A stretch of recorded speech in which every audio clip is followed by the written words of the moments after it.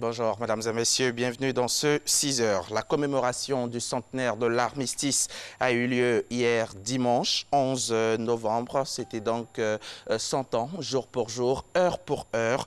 C'est à Paris, au pied de l'Arc de Triomphe, en présence de plus de 70 chefs d'État et de gouvernement du monde entier. Le chef de l'État, le président Alassane Ouattara, y était également. On y va à Paris. De rassemblement des personnalités pour cette cérémonie de commémoration du centenaire de l'armistice en ce dimanche 11 novembre 2018, l'Élysée à Paris. Il est précisément 10h20 quand le président de la République de Côte d'Ivoire, Alassane Ouattara, accompagné de son épouse, Dominique Ouattara, y est accueilli à son tour par le président français Emmanuel Macron, à l'instar des autres chefs d'État et de gouvernement présents dans la capitale française pour l'événement. Il s'agit pour ces dirigeants venus de partout de rendre une fois de plus hommage aux soldats tombés pour la patrie il y a un siècle, en d'autres termes, 100 ans, jour pour jour après le traité signé à 11 h le 11 novembre 1918 entre les belligérants, mettant ainsi fin à la guerre 14-18 à l'échelle mondiale. Sur la place de l'Arc de Triomphe choisie pour cette commémoration, le président Emmanuel Macron, qui en est l'hôte, invite les uns et les autres à tirer les leçons de l'échec de la Société des Nations SDN, née après cette guerre, et à poursuivre le dialogue qui, à ses yeux, constitue le ciment de l'entente. Voyez tant de vos dirigeants rassemblés.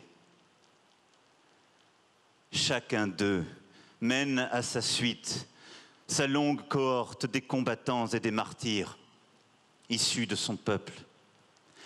Chacun d'eux est le visage de cette espérance pour laquelle toute une jeunesse accepta de mourir. Celle d'un monde enfin rendu à la paix, d'un monde où l'amitié entre les peuples l'emporte sur les passions guerrières, d'un monde où la parole des hommes doit parler plus fort que le fracas des armes. Pour le président français qui, par la suite, a rallumé la flamme du soldat inconnu, ce rassemblement ne doit pas être celui d'un jour, mais plutôt celui de la construction de la paix en permanence.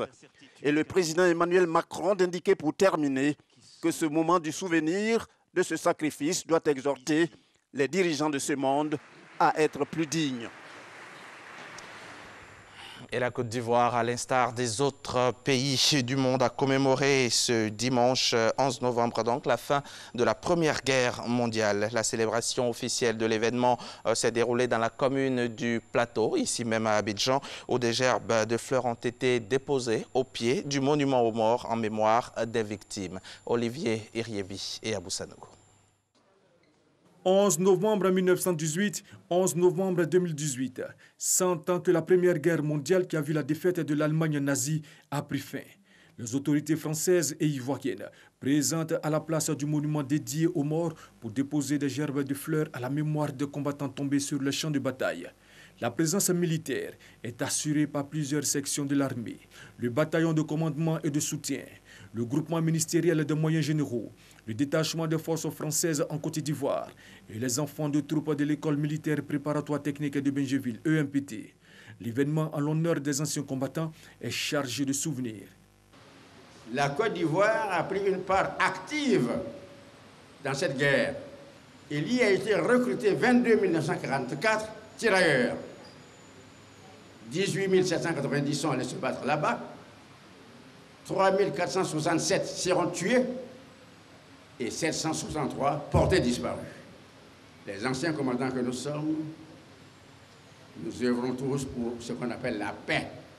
Une médaille a été décernée par l'attaché de défense auprès de l'ambassade de France en Côte d'Ivoire à un des anciens combattants pour son parcours remarquable au front. Je suis le conducteur de chars de combat à l'Indochine en Algérie. Un jour, je suis tombé dans un biscal, on a tué un tireur qui est à côté. C'est l'avion qui est venu, l'avion B-26 qui est venu me libérer dans les mains. C'est à cause de ça que j'ai eu des médailles là. Les représentants du ministre d'État, ministre de la Défense et l'ambassadeur de France en Côte d'Ivoire ont souligné que les hommages à l'endroit des anciens combattants ne tariront pas. Que les jeunes d'aujourd'hui n'oublient pas le sacrifice de leurs aînés. La dette que nous avons contractée envers les anciens combattants, que ce soit ceux de 14-18, que ce soit ceux de 39-45. Cette dette, elle est éternelle. Bien qu'absents, nous devons avoir pour eux, dans nos cœurs, une pensée, dans nos idées, une pensée. Et dans tout ce que nous faisons, nous devons avoir une pensée pour ces gens qui se sont battus pour nous.